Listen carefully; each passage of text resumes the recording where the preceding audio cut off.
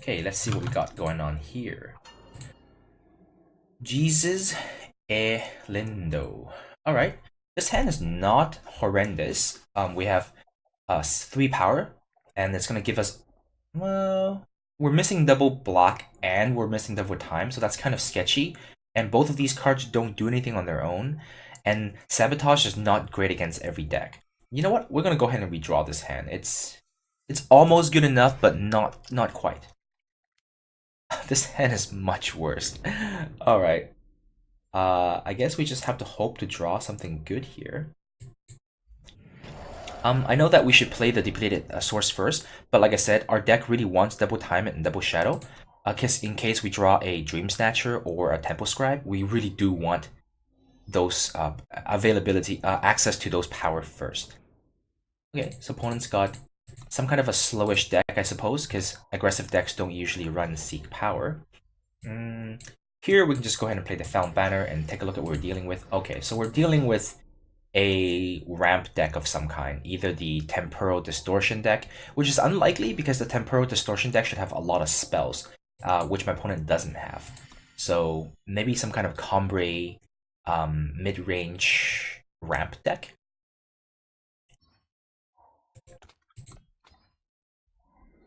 Yeah, so it looks like it's just 2 colors here, and he's gonna play a unit. Oh, there you go, Seraph.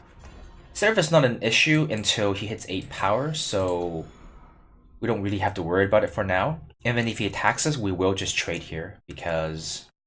Actually, do we?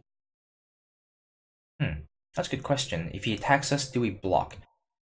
Well, now we block for sure, because now my 5-3 is pretty much useless. Yep, we're gonna keep this back. I didn't want to use the kill Death Strike because none of these units are that great. I know there's a drawback to not using it. Is now that he might have a Stand Together. No, he doesn't. He no longer has a Stand Together. So I can kill this to mitigate the 3 damage coming in. I think I would do that. The danger is, of course, he plays a better unit a couple turns later, and I can't kill his better unit. Whereas the 3/3 is not that threatening. I can eventually deal with it. Let's wait 1 more turn, take 3 more damage. Okay, so this is fine. We're actually 1 more power away from playing Vera, although there's nothing in the yard that we can recur. So even if the Beckoning Lumen dies, we can't bring it back. So we do need some way of self-milling here. This can happen to this deck. You get your reanimation enablers, but you don't have anything to reanimate in your yard. So he's keeping up power because he's suspecting we have removal spell. Let's just go ahead and play this Dream Snatcher here. Yeah, we'll play the Waystone and gain some life. And now we can be a little bit more aggressive because we do have another unit back to block. Okay, so he has a Desert Marshal then. Oh, Entrapment. No, Entrapment's not that good. Yeah, it's fine. I guess at this point we're just gonna go ahead and kill this 3/3. Because we're only 1 power away from playing Vera anyway, which will deal with pretty much any unit he plays, unless it's a gigantic flyer. Yep, that's fine. We'll take the 3. Okay, another Seraph, that's fine. Okay, so now we can play Vera, but there's literally nothing to bring back. Oh, this is not good. We need to draw a Shadowland Tyrant or a Black Sky Harbinger really fast. I don't really want to run the Vera out there for no other value. I also suspect he has a Vanquish in his hand.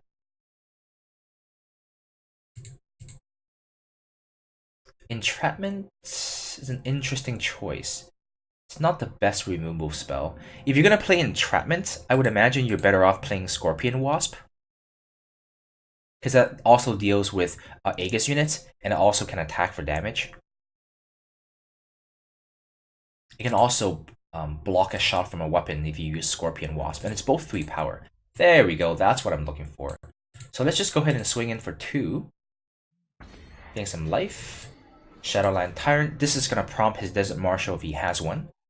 That will keep the Vera Fate Touch safe.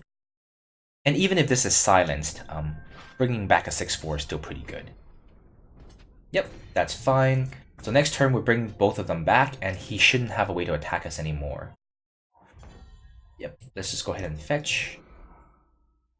Alright, Vera here should do the trick. But let's hit him for 2 and gain 2 life. He still has some kind of fast spell, so another entrapment perhaps? Or there's the Desert Marshal. Perfect. We baited it out. My opponent really shouldn't be using his cards like this. Like, I'm not criticizing my opponent, but unless he has more in his hand, this card is not that worth silencing. You can easily hold back one of the Seraph and you wouldn't have to worry about it anymore.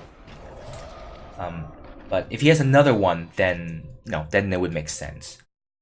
My opponent could very well just attack with one less unit and block the 2/3 forever. So here, he's going to be in some trouble unless he has another way to get rid of Vera here. Because when I attack, this is going to shoot down one of the two. Oh.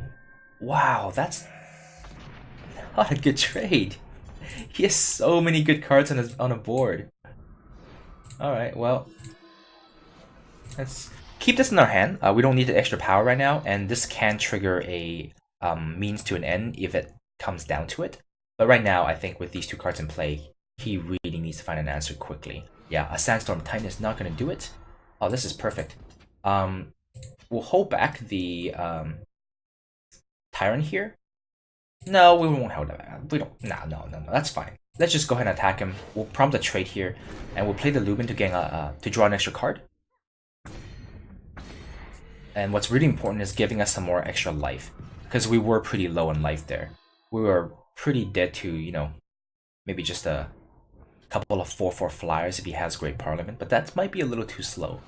His 3rd Seraph here, not going to be good enough, I'm afraid. So let's just go ahead and swing in. Let's not play the Wavestone so he doesn't know that we'll be getting life from it. No, he's gonna block anyway. But yeah, we're not gonna play the Grasping of Shadows because we're gonna have that. We're gonna play this if he manages to kill kill Vera here, and it looks like he might. So let's just go. Wait. Yeah, we'll bring Seraph back. I mean, sorry. We'll bring the Vera back after he trades. He pretty much has to trade here. Yep. Let's play this out there first. Force him to answer this, and then we'll bring back Vera and bring back the first Shadowland Tyrant. And that should end the game here, unless he has another harsh rule. He's got quite a few cards, though. Okay, so this is still a trade. Oh, yeah, he's super dead. Yeah, this is a trade. This Vera is going to bring back the last Vera and bring him back as well. So I think this game is falling out of my opponent's reach here. His only answer is Harsh Rule, but we can deal with the first Harsh Rule because we have the Grasping at Shadows in our hand. And no unit in his deck can handle this, I don't think. And of course, having Deadly, we don't care about the size of his units. Yep, it's still just to be a trade. Let's see what he has in his hand. Ooh, a Great Parliament. Not bad. Oh, wait. Oh, did I? Oh, he conceded. That's why it... I was like, oh, I was pretty sure I clicked on a Shadowland Tyrant there. Yeah, so I think this is a good example of a game that went long. And man, when it comes to just doing combat, a bunch of deadly units, recurring Vera potentially 11 times, it's enough to grind out any kind of deck. No deck has enough removal spells to kill your board 11 times. Maybe they can kill Vera 10, 11 times with single target removal, but if they did that, they should have no removal left for all of your other cards. Alright, that was a pretty good game. And it also, I think, showcases some of the late game staying power of this deck. Every card you play is so strong, and it demands an immediate answer. And the fact that you can play them again and again and again and again is really, really good.